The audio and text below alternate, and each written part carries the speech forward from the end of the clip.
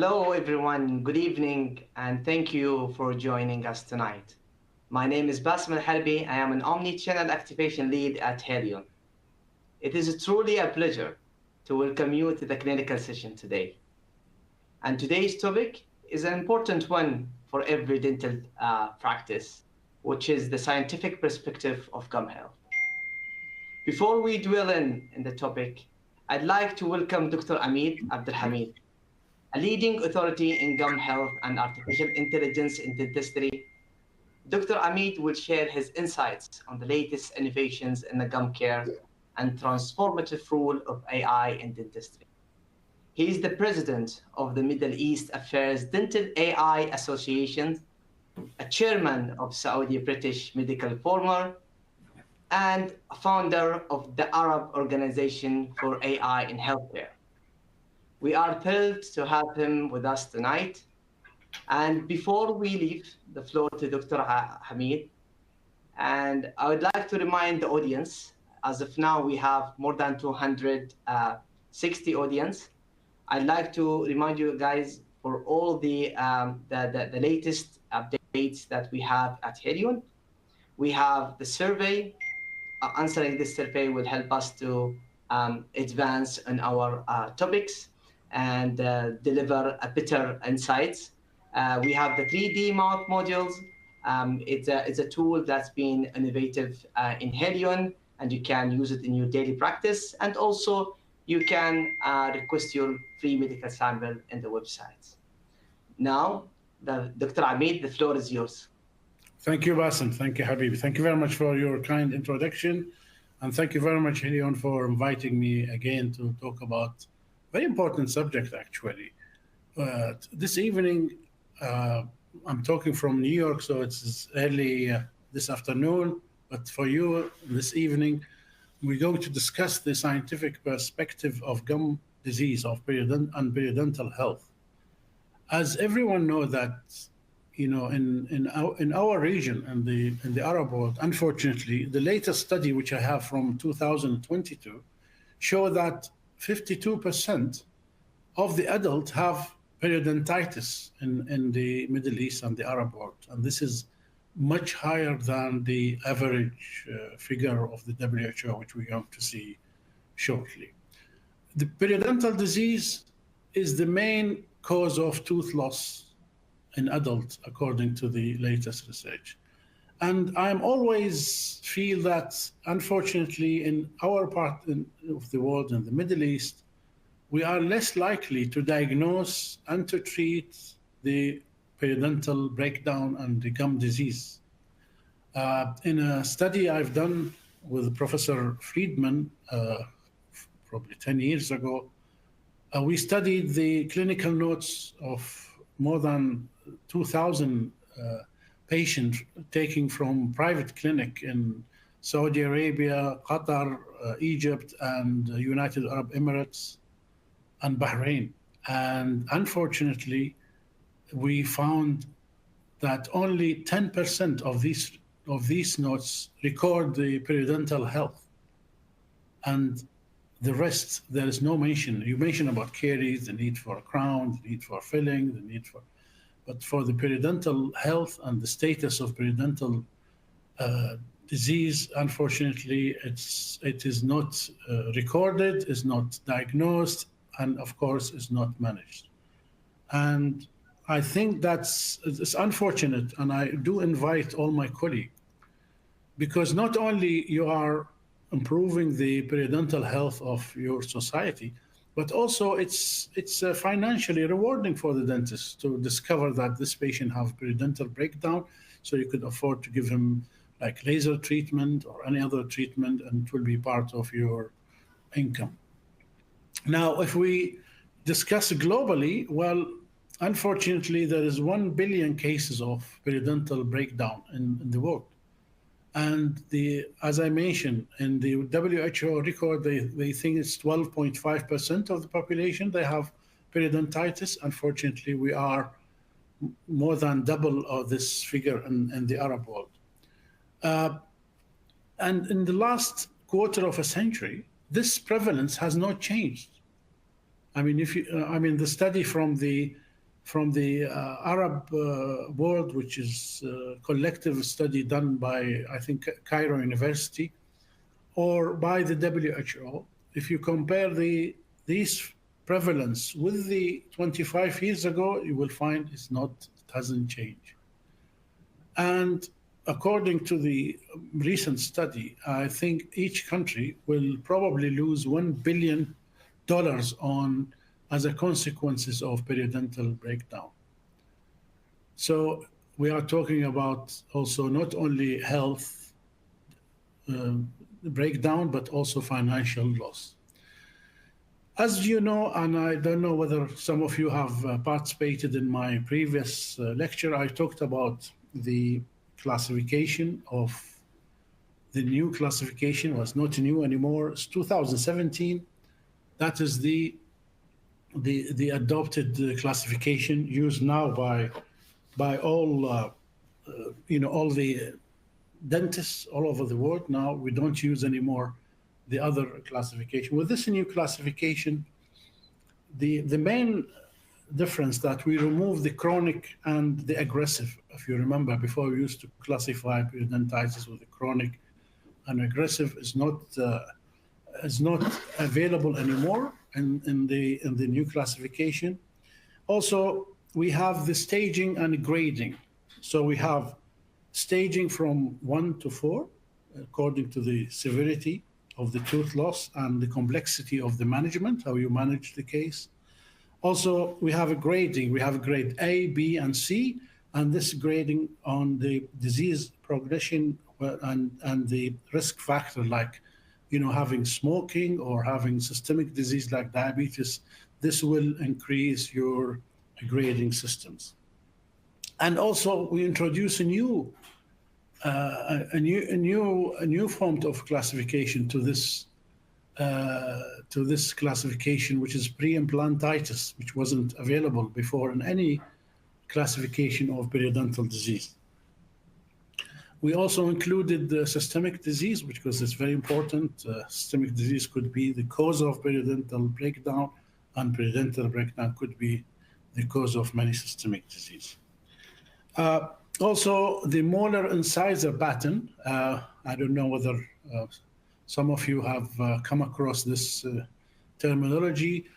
The molar incisor pattern is when, as you know, molar and incisor, the first teeth to erupt in the mouth, so they are exposed to more of the plaque and the microbial, and they are exposed to all the grinding, the para-functional habits.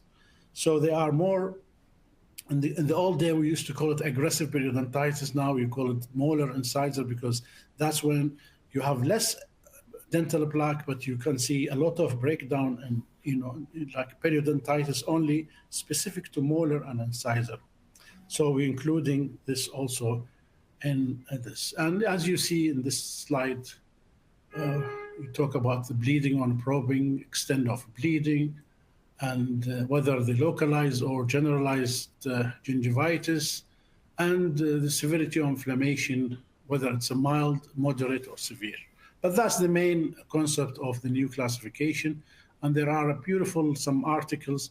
You could email me later or send email Bassem or Dr. Osama. I could send you a beautiful article from British Dental Association, which mentioned this new classification nicely.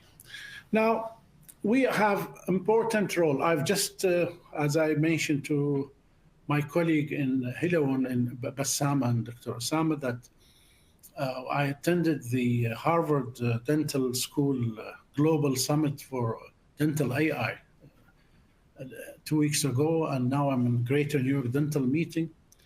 And this year, the main sort of topic was the AI and the role of AI in dentistry. And also the second topic was talk about is how the periodontal disease can affect the human being, in whether it's from a systemic disease, and how the systemic disease can affect this. And I think we play as a dentist an important role in preventing the disease progression from gingivitis into periodontitis.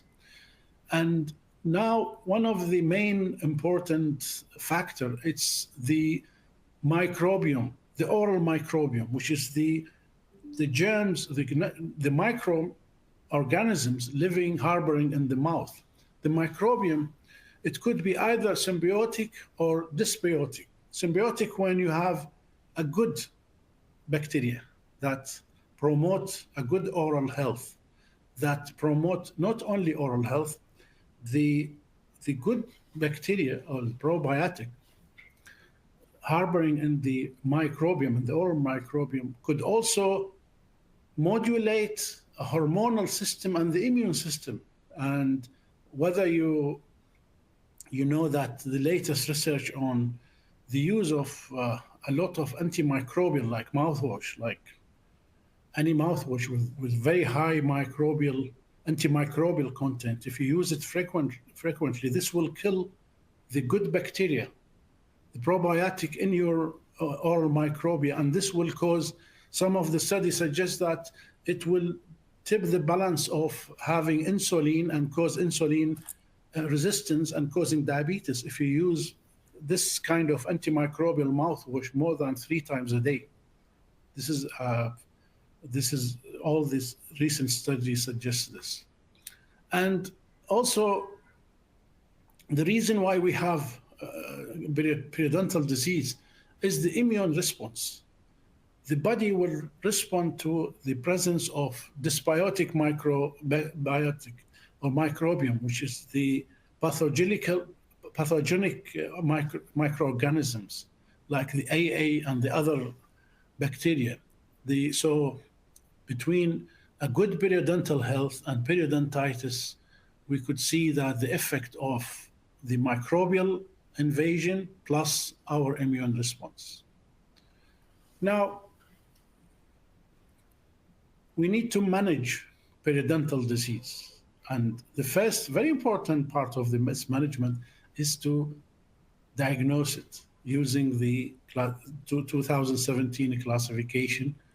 And you need to educate the patient and the use of a good oral hygiene practice, brushing their teeth twice a day, 2 minutes every time, using interdental brush at least, or dental floss at least once a day, and changing their lifestyle, because now we know that even stress and unhealthy diet and lack of exercise can cause more periodontal breakdown. So I think we play an important role in this. Now, the role of dentists in preventing disease progression as a whole is that we have to recommend an oral health regime to help reducing the bleeding gums, as you could see. And now the recent research, as you see in this image, that when you have a periodontal breakdown, the pathogenic microorganisms will trigger the immune system, causes increase in the coagulability of blood, and causes the many heart disease. So the link between periodontal breakdown and the heart disease, it's very well documented. So it's very important for us as a dentist to control, identify, and prevent periodontal breakdown, to also prevent cardiac disease. And one of the main, I think, is the second causes of death in the Middle East is the cardiac problem. Now, we studied healthy gingiva. It's pale, pink, stippled like an orange peel, firmly attached. Now, I was in a chat with Professor Helsa from this is what we had discussion in Harvard last week. Professor Helsa introduced the concept of leaky gum syndrome. Leaky gum syndrome. Please sort of concentrate on this new concept. Leaky gum syndrome. When we have a healthy gum and a healthy periodontium, we have the gum firmly attached to the cemento-enamel junction or above. And this prevents any microorganisms from entering into the bloodstream or entering our body. So a healthy gingiva is another immune protection for us. When you have a beginning of gingivitis and then progression of to periodontitis, and then you have osteoclasts start destroying the bone, and then you have the immune system aggressively trying to protect ourselves and again destroying the periodontium, you will see a lot of infiltration of the microorganisms into our bloodstream, and also a lot of factor which causes a lot of troubles. So they believe in Harvard, they did a study, they believe that Professor Halsa discovered that a leaky gum syndrome could be the main cause of aging or premature aging. So for all of us, if we want to have a good health and not to age very quickly, we need to look after our gums and ask our patient to look after their gums.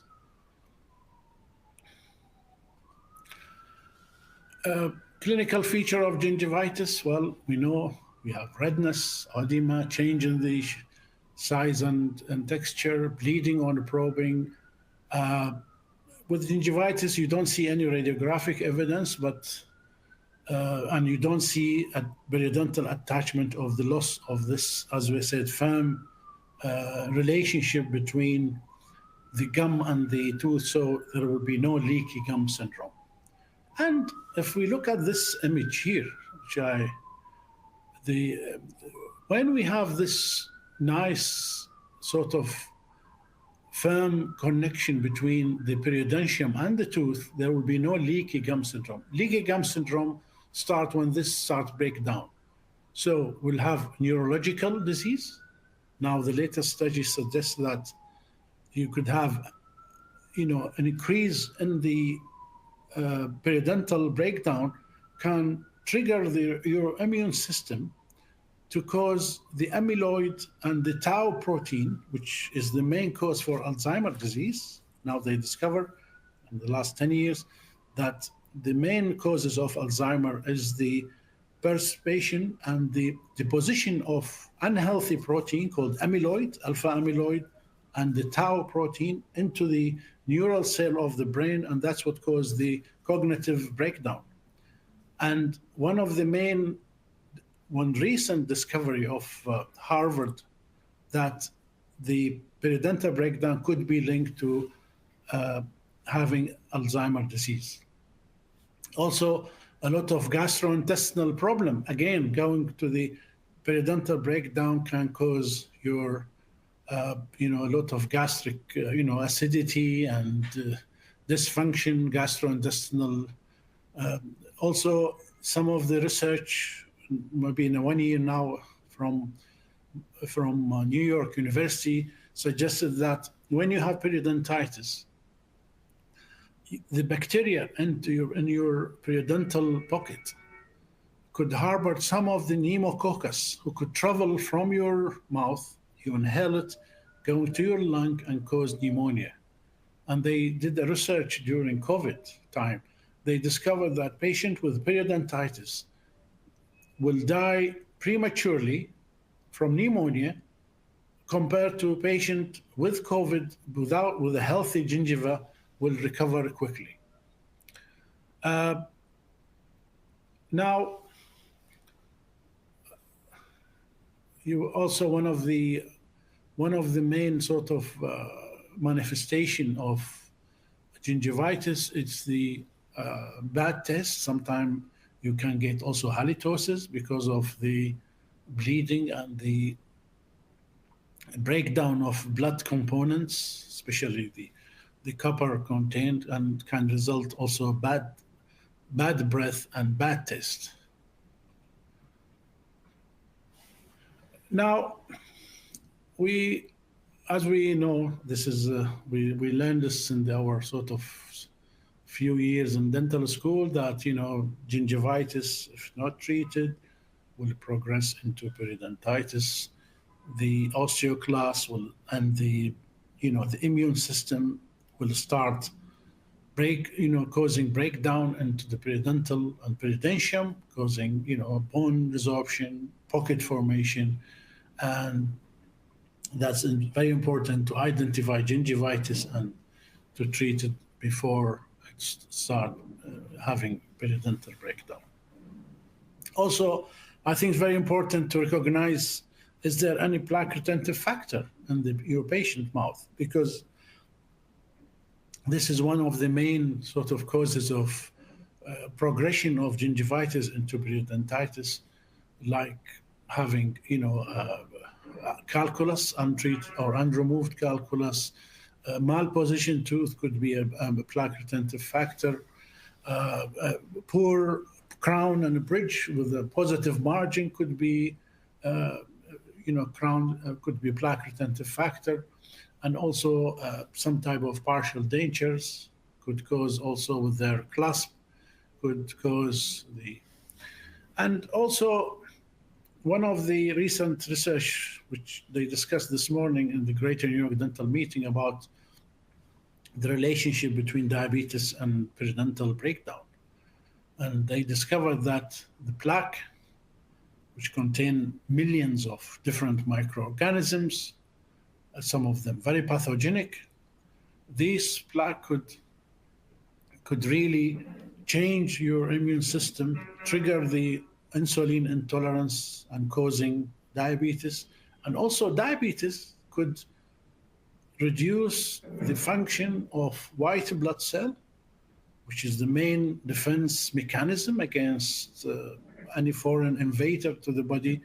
So it is a relationship that could be caused by or could be caused within. As I mentioned before, periodontitis, it's the combination of microbial attack and our host response. The host response is always very aggressive against the microbial attack. And between the role of macrophages and all the immune modulator, we could see a breakdown in the periodontium, the creation of pocketing, and this pocket will harbor more pathogens, will reduce more body response or host response, more inflammatory process, causing more damage. And osteoclast will dissolve the bone, and some of the cytokines will dissolve the fibers, and that's when we have periodontal breakdown, increase in the pocket size, and then loose tooth, and then losing that tooth affected. These stages are nothing to do with the classification. This is just for you to,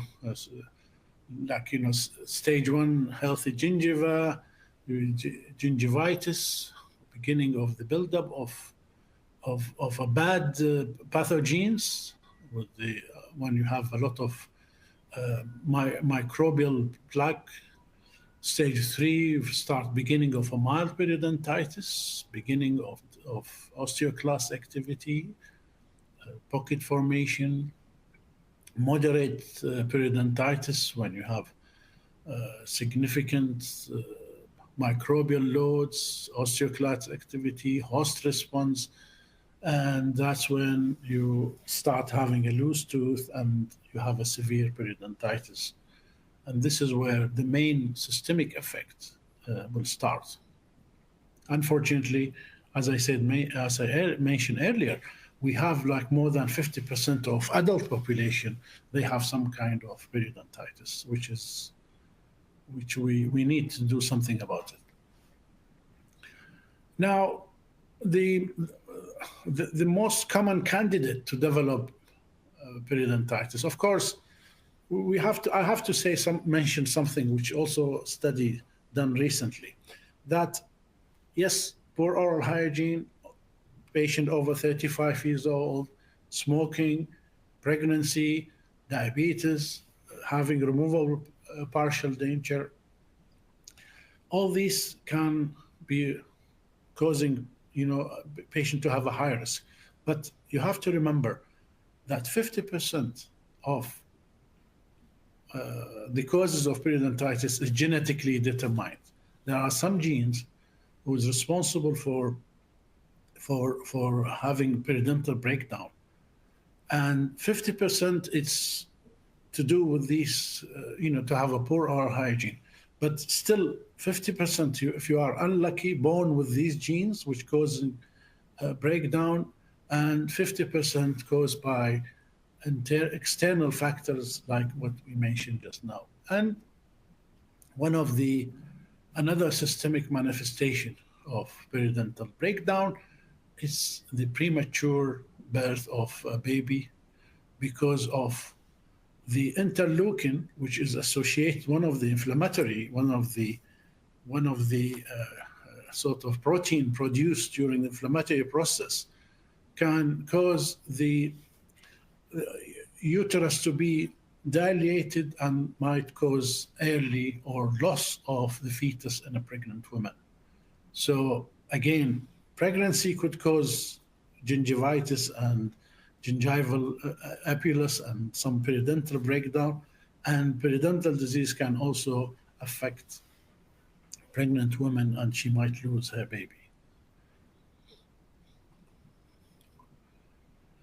How do you manage gingivitis?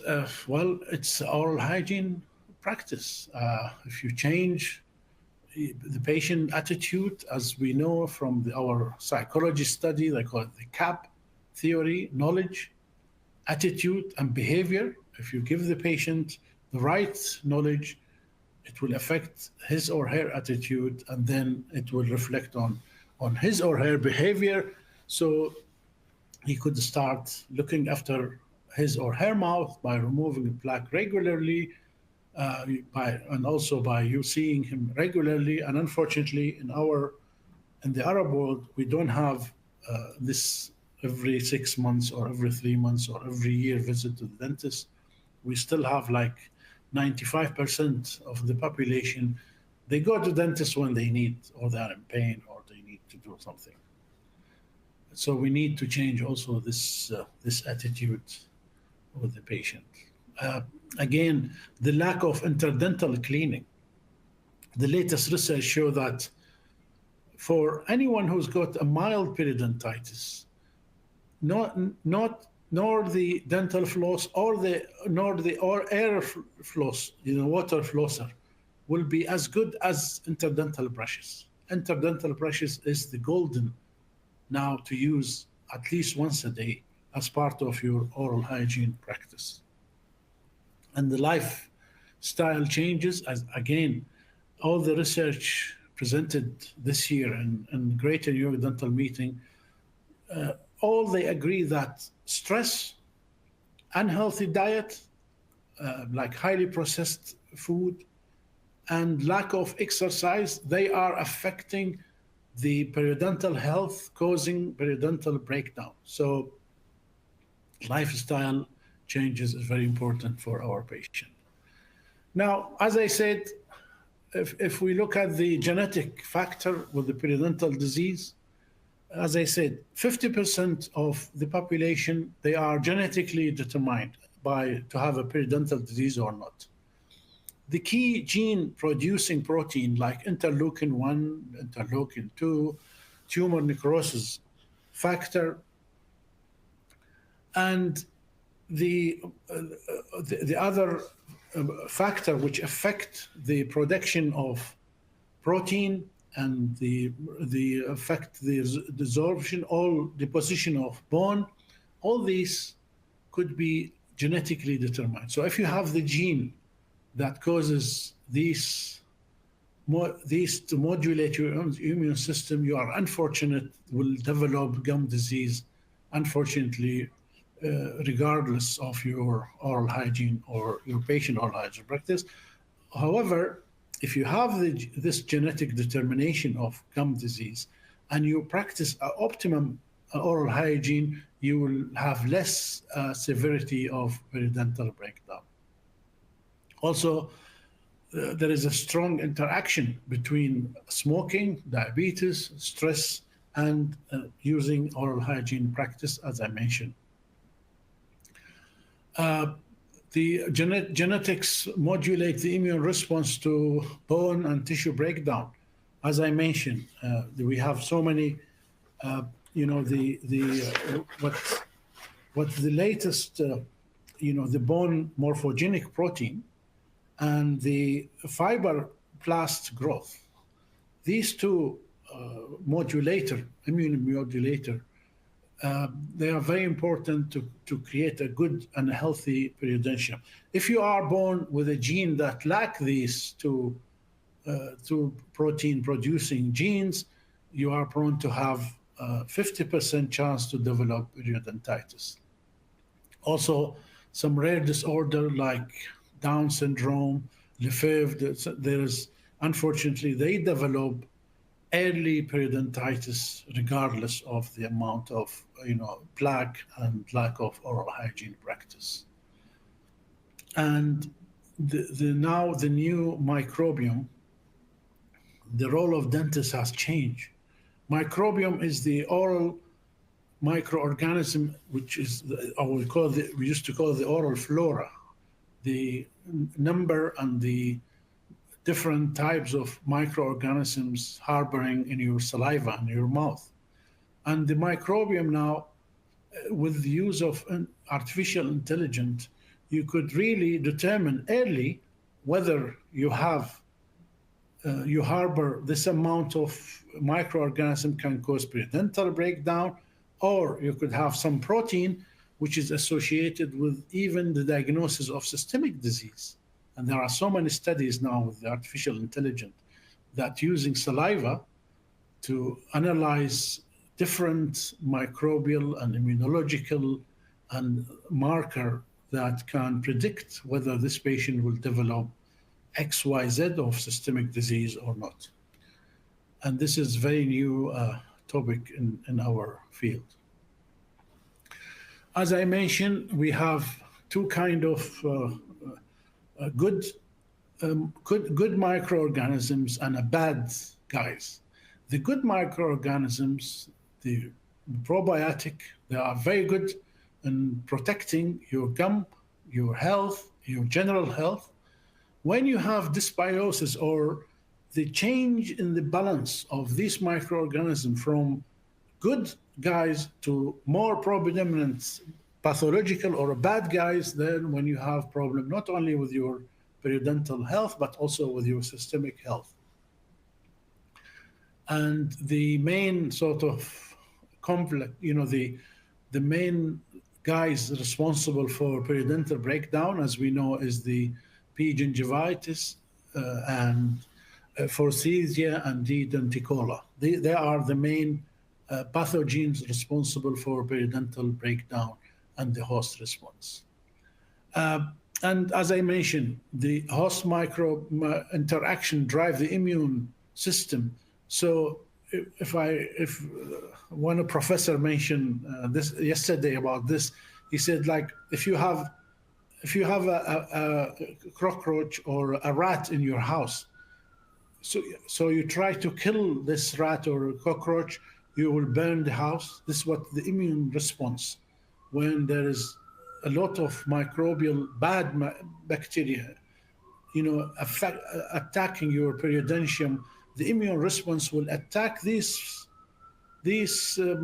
try to kill these bad microorganisms and also destroy the periodontium, whether the fiber or the bone or the gingiva, and this is what we call it the host response.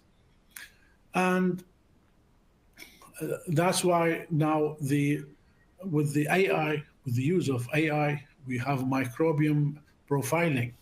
So you could see, take analysis from the saliva and do profiling for the microbiome, and you could really personalize periodontal treatment according to this microbiome. With the dental AI, I mean, it's another call for another lecture to talk about AI in the diagnosis of periodontal disease and the management of periodontal disease. Now, AI, it's making the computer think like a human. So it could see, could read, could talk, could have cognitive thinking. So what we call deep learning. So you learn the machine with your data, and it will start predicting things. So nowadays we have, I'm sure some of you have seen some of the new programs available in the market where they could read your X-ray and could decide exactly what kind of classification, what grade and what stage the periodontal disease in your patient can give you exactly, but just reading the X-ray and reading the bone level, and also this only not only for the periodontal disease but also for caries, and it could really predict and could decide the sometime things which cannot see by our naked eyes. We cannot see it, but the AI could really see the very subtle changes in the X-ray for the bone resorption or even caries. And also now with the new program using camera or a scanner could by real time see exactly what is your plaque score or the calculus detection or any plaque retentive factor, and can give you a predetermined classification and personalized treatment for each patient.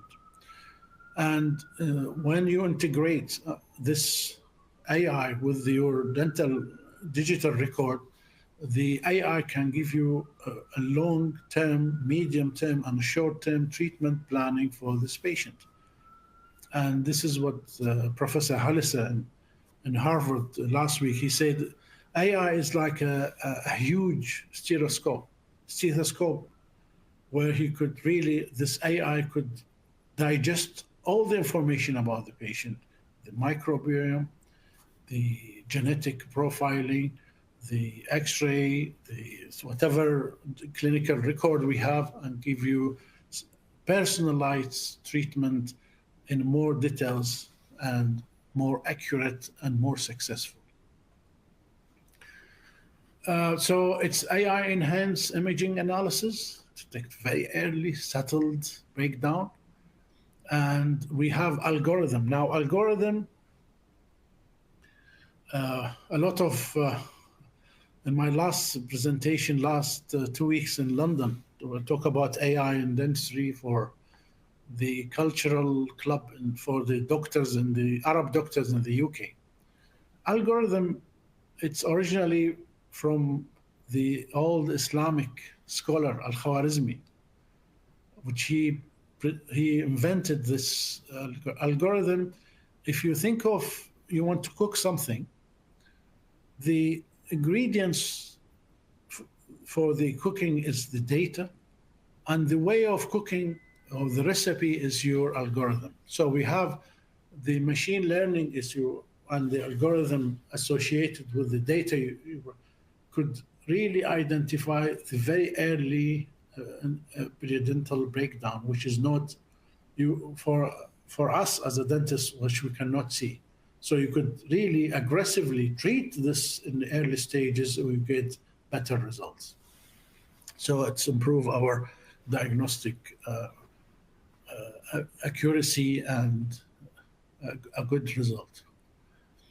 Now, the diagnosis, as I said, it will give us, you could use either periapical, you could use panoramic or PG, and also you could use the tomography, which is more accurate, give you real-time plaque and calculus detection using, as I said, intraoral camera, and it will give you integration with the electronic. Now, how do we manage periodontitis? Now, normally we classify it into non-surgical and surgical. And I think surgical nowadays is becoming an old, with the AI and with the laser, I don't think many sort of even, the top specialist or top consultant in periodontal science, they moved away from the surgical. You use, scaling, you use, the deep debridement, root planing, topical antibiotic. Systemic antibiotic is really reserved to the very, very, patient with very, problem immune, response. They have immunity, very severe immune sort of susceptibility on very, very we leave it to the last resource, the antibiotic, systemic antibiotic. But we use the topical antibiotic. It's a good thing to use. Surgery, as I said, some of them maybe still use it, but it's not recommended nowadays. We use laser now. Laser is the golden sort of, it's our best treatment plan for laser debridement. And nowadays we use AI modified laser treatment, where the laser can trigger only the affected periodontium. Because normally when you use laser debridement, you don't know, you work blindly and you try to vaporize and burn, if you like, the healthy and diseased. But with the photodynamic therapy, with laser treatment, you could kill only the disease part and make resolution quickly.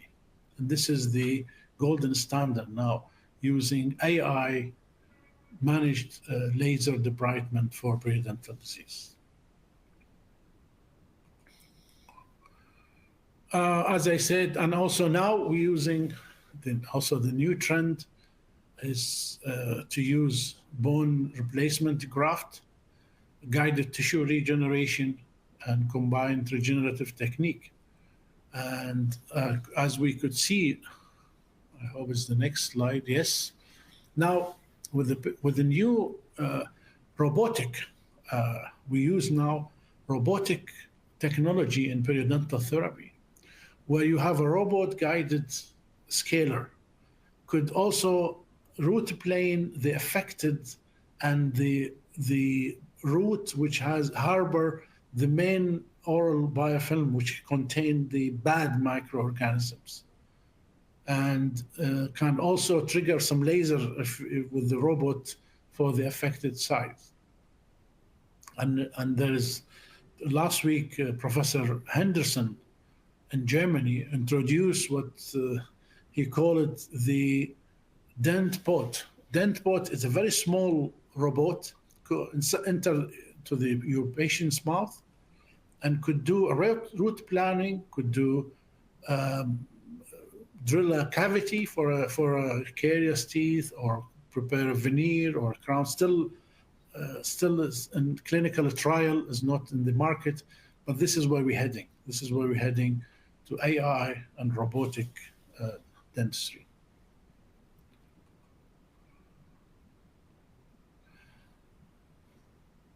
As I said, the antimicrobial, we use it mainly topical,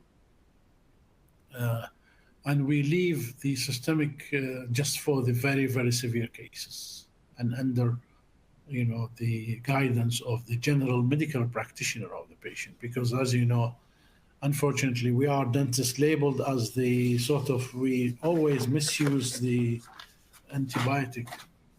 If we want to get rid of a patient, we said, oh, you have an abscess. Take this prescription, go to the pharmacy. And because we don't want to see the patient, or we want to delay the treatment, this is not good actually. So microbial treatment using the topical, it's good. So as I said, it's nowadays actually, let's talk about the AI in the microbial periodontal disease. Now we use some immune modulator as a gel to do the treatment. This is a research which is done very recently, where we use what we call it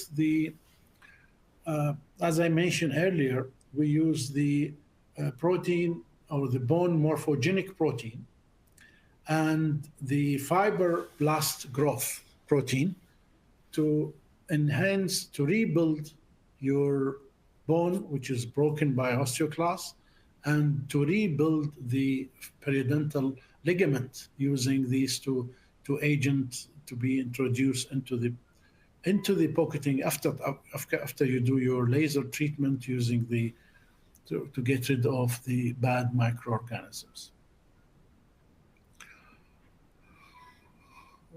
Why do we use the adjunctive antibiotic? Is considered when there's no response to conventional acute dental infection associated with systemic manifestation for medically compromised patient and supplement in selected patient. As I said, we use it. We mainly use a topical, and now with the new immune modulative, we don't need really to use. Now, what is the advances in the gum therapy? What did I take as a lessons from both the Harvard AI Summit meeting last week and the Greater New York Dental meeting? Well, the host modulation therapy, the Rosalfin. This is a fatty omega-3 fatty acid. It's mainly present in salmon and seafood, and it's normally present in the in our body, in the blood, in a small quantity. But if we use it in a therapeutic for gum disease, for periodontal breakdown, we use it now as a Rosalvin E1 gel. They use it successfully, still in research, but they use it successfully to prevent the periodontal breakdown. And the professors suggest that if you eat a lot of salmon and seafood, this will give you some protection against the not only periodontal breakdown, but against inflammatory response in the body. It's a host modulate idea to block the huge inflammatory response to any sort of either infection or foreign body or any causes. And it's omega gel, as we said, fatty acid, and it will reduce the inflammatory response. And now it's used very successfully to stop the breakdown of periodontal disease.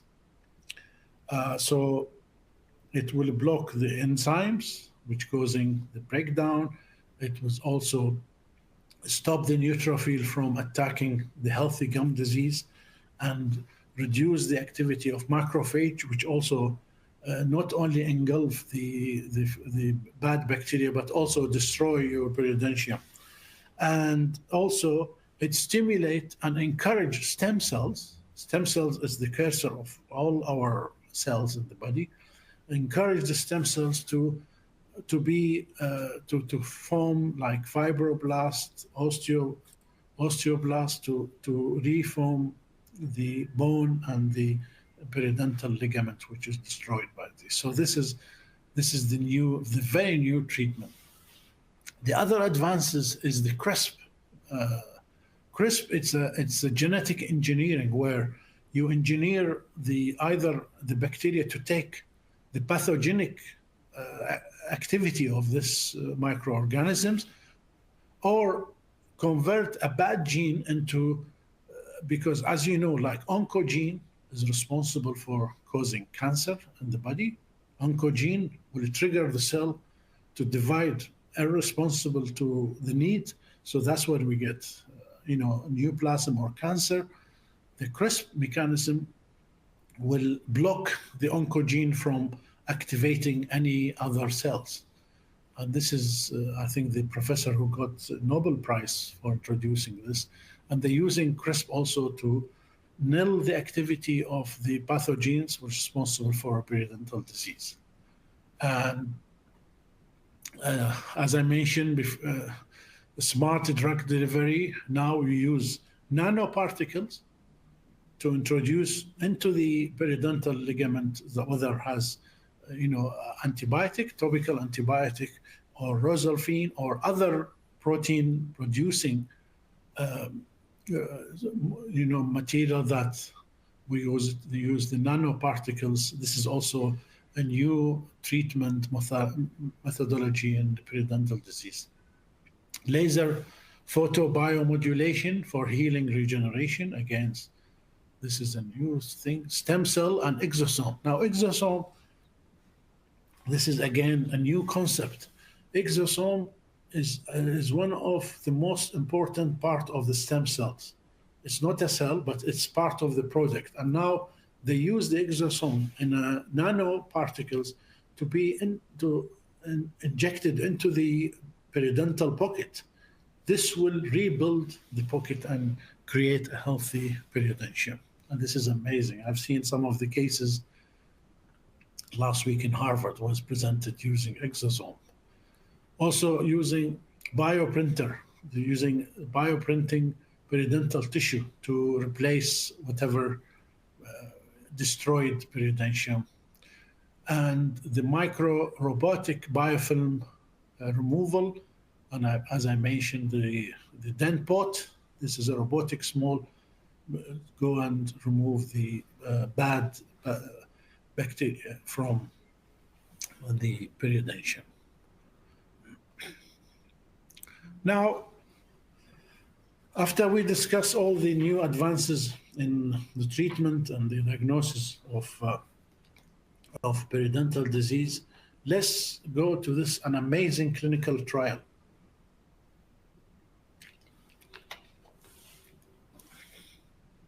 Now, this clinical trial, this is they studied the role of one toothpaste, parodontics. They, what clinical trial, you get two samples, you have of whatever medication. You give one group the new medication, and the other group you give them like the old medication or a placebo. And then after a period of time, according to your protocol, you decide whether this new medication is working or not. With this study, they studied a group of patients. They have, in this study, they choose 188 subjects, 188 patients. They have the pocket depth is less than 3 millimeter, and they have between 10 and 30% bleeding site on probing, and the whole sort of mouth, the TBI, which is the Turkey black score, which is the new black index, less than 1.5. So we choose 188 patients with minimally inflamed gingivitis, not periodontal breakdown, but as you could see from the indices I just mentioned. Subject, we divide these subjects into two groups. One group use the Parodontax toothpaste, which contains 65% sodium bicarbonate, and the other group was asked to use a regular toothpaste. And this patient was seen over 3 times, and these patients should have no prophylactic or scaling and polishing before, because we wanted to see whether these affect. And these patients were asked to do toothbrushing at least twice a day, more than 1 minute every time, using, as I said, one group using parodontics and the other group using regular toothpaste. And these patients were assessed again at 3, 6, and 12 weeks. So we saw them on 3 different intervals, in between them 3 weeks 3 weeks, 6 weeks, and then 12 weeks. And the result was remarkable. As far as the tertiary plaque index, we could see that after, seeing the result, after the final reviewing, that the group which is using the normal toothpaste, they have only 6% reduction in their plaque index, while patients using the periodontics, they have more than 3 times, 18% reduction in their plaque index, using 65% sodium bicarbonate and 1,400 part per million fluoride. And that was amazing result to show that periodontics really work very effectively in plaque removing. As far as the modified gingival index, which show whether there's gingivitis or not, after the conclusion of this amazing clinical trial, we discovered that only 12% of the group using regular toothpaste, they have reduction in the gingival index, in the modified gingival index, or in the amount of gingivitis, while in the group using periodontics, there was 26% reduction with the group using the periodontics, which contains 67% sodium bicarbonate and 1,400 parts per million of fluoride. So we could see that the sodium bicarbonate play an important role in controlling gingivitis. As far as the bleeding sites or the bleeding index, the outcome of this, could you see here, and at the end of this clinical trial, 6% of the mean number of bleeding sites with the regular toothpaste, unfortunately, they increase their bleeding on probing, 6% increase.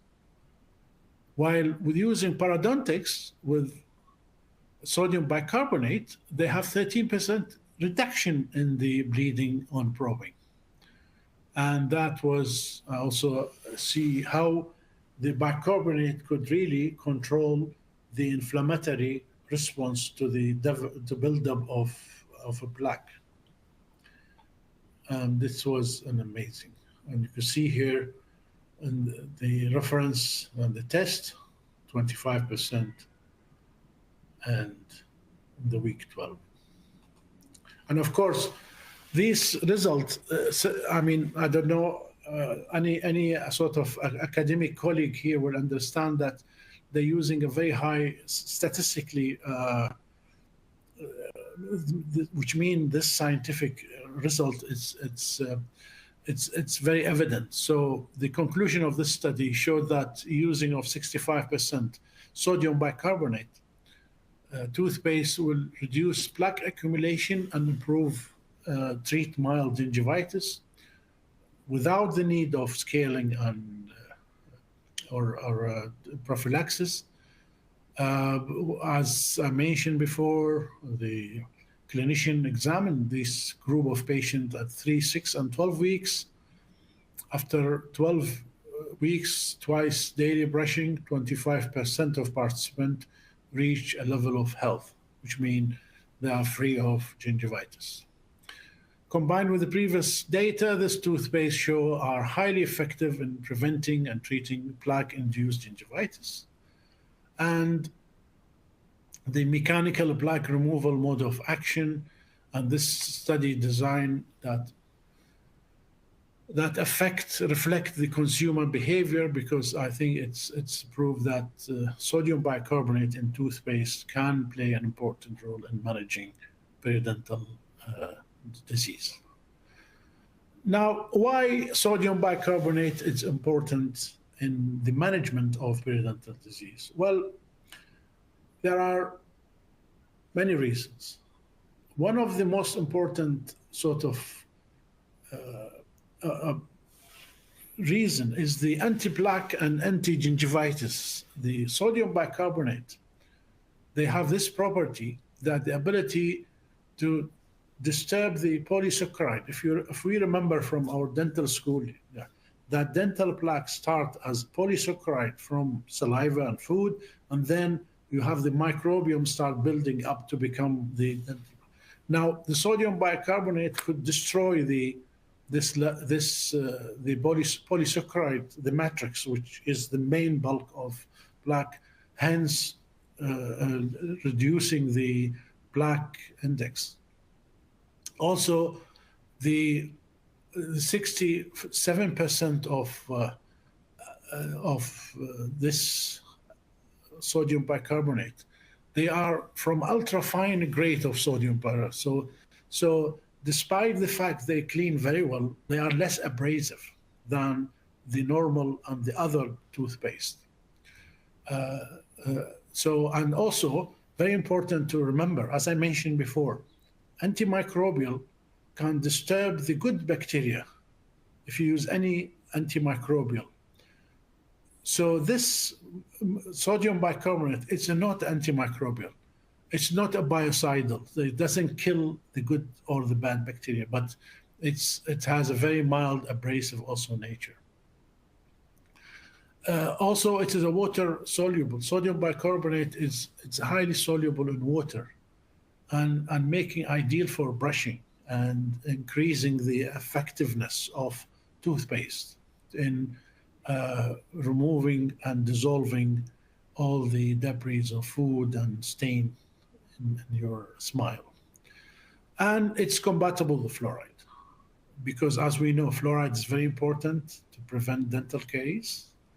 And sodium bicarbonate has no anti-caries property, because it is not a biocidal, which is critical for a toothpaste. However, being so compatible with sodium fluoride make it easy to get a toothpaste that protect against caries and gingivitis. So bicarbonate play an important role in treating gingivitis, and the sodium fluoride in the toothpaste help to stop the dental caries. And I think with this slide, I hope I covered the new trend in the dental AI and periodontal disease. And I mentioned this important clinical trial, which was conducted by Hellywood very recently. And I leave the floor to you, Bassem. Thank you. Yeah, thank you very much. Actually, Dr. Ameed is quite brilliant. Actually, for myself, I enjoy every piece of it, to be honest, especially the part where AI play a big role, to be honest, in the dentistry.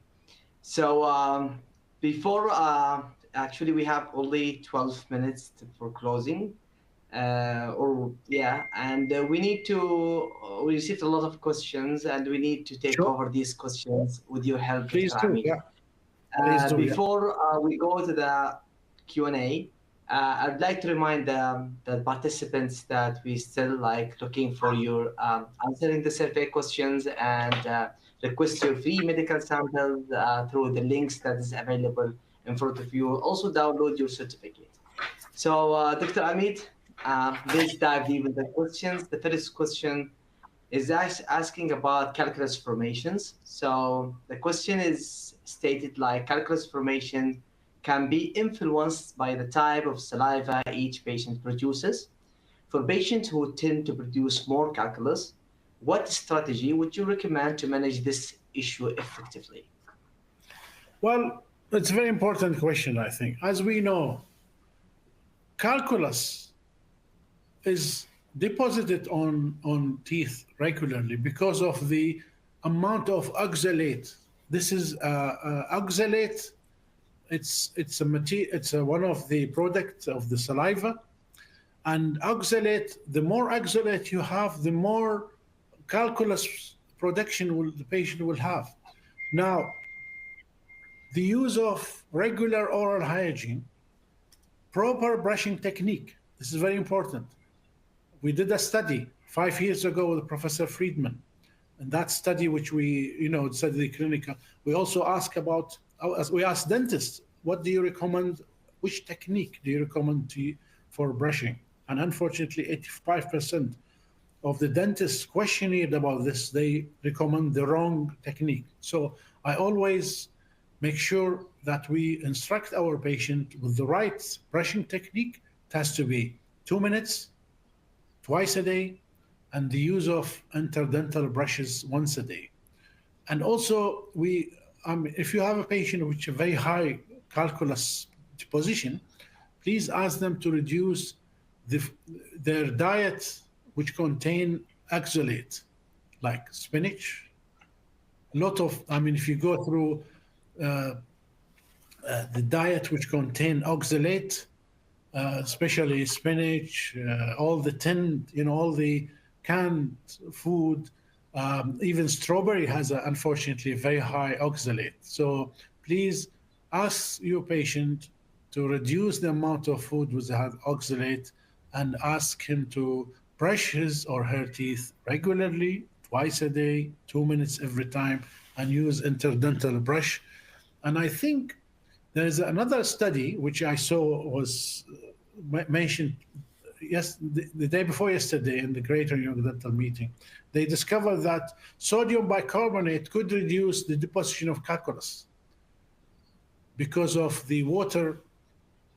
It's water soluble, and one of the main ingredients in the toothpaste is like creating bubbles, and this bubbles could prevent the calculus from depositing into the enamel. So use the proper toothpaste, proper brushing technique, and modify your diet for patients which very high. And this not only for calculus. Oxalate is responsible for the kidney stone also. Kidney stone, again, the reason why, because of the oxalate presence very highly in the blood or in saliva. So your patient need to modify his or her diet. I hope this will answer the questions. Yeah, of course, Dr. Ameed. I think thank you for this answer. Actually, you have done it even in details. Thank you very much. So let's take another question, Doctor. Sure, yeah, please do. Yeah. So another question, gum recession is a common issue among diabetic patients. What strategy can be employed to prevent gum recession in these patients? And what treatment options are available if it occurs? Well, unfortunately, gum recession, as our colleague who asked these questions, it's not only with the diabetic patient. I think gum recession, it's part of aging. And this is something which Professor Hallis mentioned about, what I mentioned about the gum, the leaky gum syndrome, where you have destructions in the periodontium, the fibers which connect the gum to the enamel or the cementum. And once you have these destructions, you start having this leaky gum syndrome and gum recession. Now, we need first to treat the cause. If it is plaque retentive factors to be removed, if there is beginning of periodontal disease, we need to treat it using laser debridement. And then we could use some genetic engineering. We could now we use a lot of these protein, modulator, and gum graft. Another technique could be used where you could transform some of from the palatal graft or from the wisdom teeth area, from the lower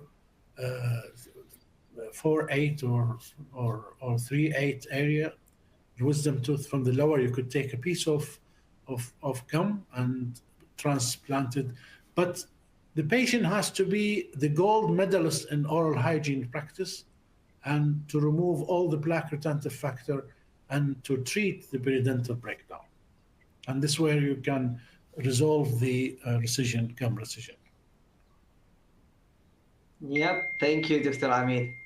I think we have actually received so many questions, to be honest. And I think, I think because of the timeline, so we are going to give you these questions in private, and then we will email those people who are actually asking these questions, and with your beautiful answer, Dr. Ameed.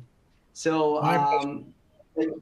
yeah, so we are closing. Thank you all for joining us tonight, and we hope this session added real value for your practice and clinical practice as well. And special thanks actually to Dr. Ameed for his insightful contributions, this and especially on the AI and advancement tool and innovations. Before we close, please do not forget to complete the survey questions and download your certificates and wait for your CME hours as well. Until we meet you again, have a good night. Thank you very much. Thank you. Thank you very much. Thank you. Thank you very much for having me.